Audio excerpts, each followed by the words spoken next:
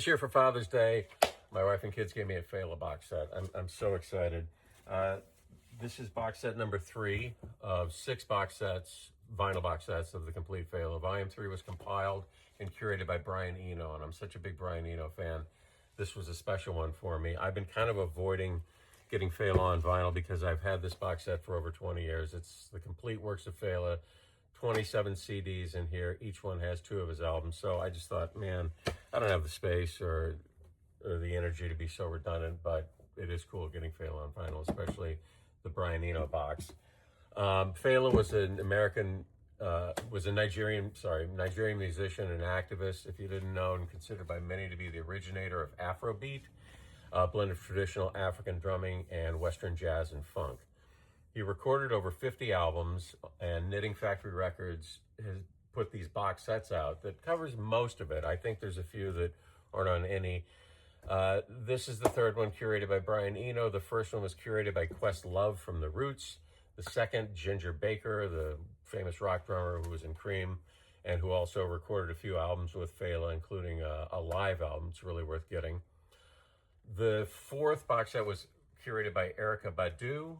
The 5th, Felakuti, his son. And the 6th was curated by Idris Elba, who's an actor and DJ from London. I don't know. When I looked it up, he played Charles Minor in The Office on a couple episodes, Michael Scott's boss. That kind of surprised me, but at least it explains why I didn't know who he was in terms of curating a Fela box set. Eno, one of the reasons for being so interested in Fela, Eno bought this album, Aphrodisiac, in '72 from a record store in London in the early 70s, and it was a life-changing moment for him. He called it jazz from another planet and played it for everyone who would listen. He produced 3 Talking Heads records, More Songs About Buildings and Food in '78, Fear of Music in '79, and Remain in Light in '80. And you can hear a direct line from this album to Remain in Light with its African polyrhythms and jamming over repeated grooves. It's a really good record. The first record of the box set is Shakira from '71, considered by fans and critics alike as a masterpiece of Afrobeat, high energy, hypnotic grooves. The second album from the box set is Fela's London Scene. More upbeat, fierce Afrobeat, recorded at Abbey Road Studios in London, and Ginger Baker is sitting in on one song on this album. The third, this is the one that kicked it off for Eno that he bought, Aphrodisiac from '72. It's 4 songs, 2 on each side, that were recorded in the late '60s originally in Nigeria as 45s, and then re-recorded in London at Abbey Road Studios for the release of this album. And Tony Allen, his drummer, is really coming into prominence on this album. Tony Allen was the engine room of Fela's big band, and he was heavily influenced by Max Roach, a Western jazz drummer, and you can hear the seamless blend of African high life and American jazz really coming out by this record.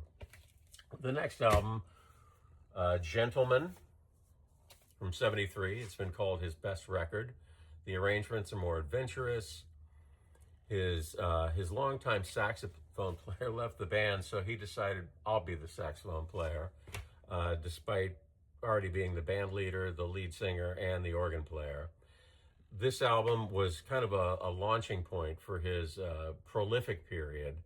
He recorded just 2, maybe 1 album, then 2 albums a year later.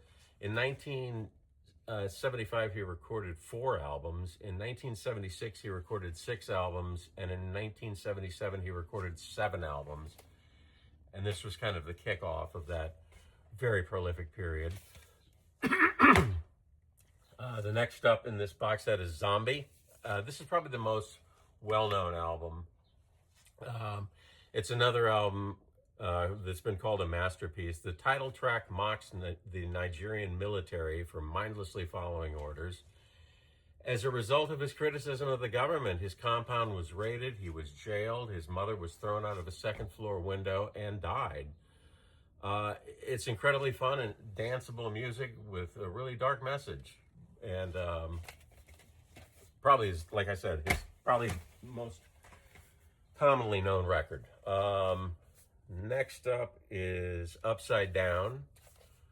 This is his only album featuring another lead vocalist. It's a woman named Sandra Isidore, who he met in America. She's an American singer on his 1969 tour of America, and invited her to sing on this record. It's the only one he's sharing vocal duties with.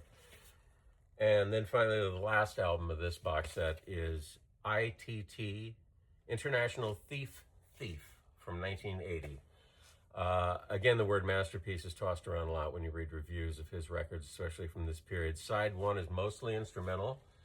ITT is a play on the telecommunication company International Telephone and Telegraph.